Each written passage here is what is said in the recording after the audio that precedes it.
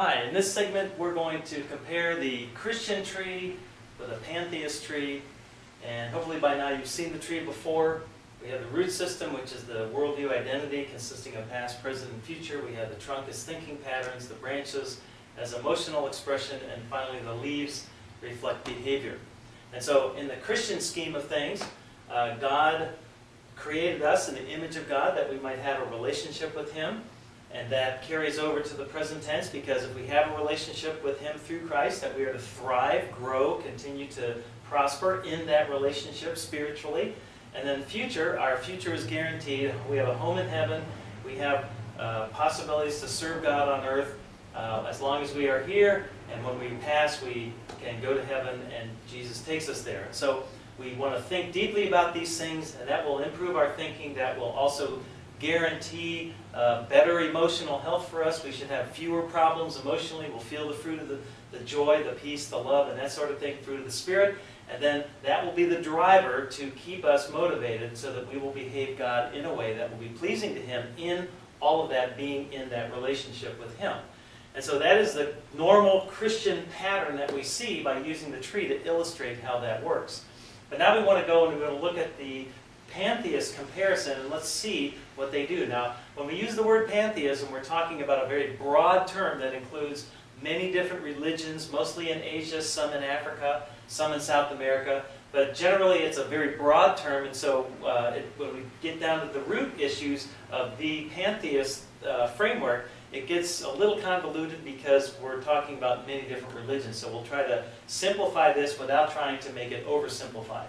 So what do pantheists believe about their past? Well, particularly in Asia, with Hinduism and Buddhism and things like that, when you read their literature and you go back to the very beginning, the further back you go in reading their literature, the fuzzier the picture becomes. It is very, very hard to reconstruct a specific chronological sequence of knowing where the past started, where their God or gods were, if they're personal, in the whole process of the beginning of time and the beginning of man. So you have a very unclear past picture in the pantheist scheme of things. Well, what do pantheists do in the future? Well, depending upon what strain of pantheism is, it might be balancing your karma between good karma and bad karma. It might be trying to satisfy the gods with all these sacrifices and rituals and things like that. But either way, it's kind of a bondage system. People in Asia, for example, who are in this karma thing, trying to juggle and balance their karma, that affects their future because they believe in reincarnation, many of them. And so they see this as this endless dying and rebirth, coming back again as a higher form or a lower form, and they are on this continuous cycling and cycling and cycling until they absolutely get their karma perfectly balanced. And then when they do that, if they ever get to that point, they are absorbed into the ultimate one in their last death. And when that happens, they basically lose their identity, they lose their individuality, and they are morphed into this great big kind of a gray ultimate one, which is the center of all things. Now, how they know that, how they can prove that, I don't know. I've not seen anything in their literature that issues guarantees and things like that, or how they figure that out, particularly if their God is not a personal God that would actually sit down and explain it to them in words that were understandable. So you can see that at very best, the pantheist root system is anything but secure. It's anything but clear. And so when you don't have a worldview or an identity that's clear, then it's going to be hard to really think adequately. And actually this tree does not really fit the pantheist. The pantheist tree would look something like this, where you have the roots here, and you have the leaves here, and you have the grass line here, because there really is no thinking element in pantheistic framework. And so this is really this doesn't look much like a tree. It looks more like a bush or a weed or something like that, where you've got the stuff below, you've got the stuff above, but there's no trunk there to lift it up to give it support.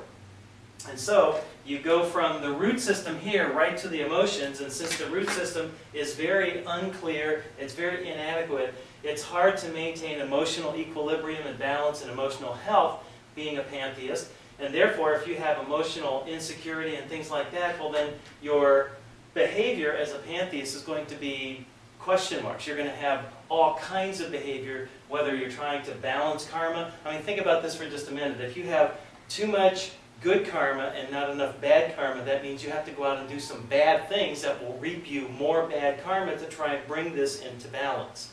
And you can see that that is not a good philosophy to follow.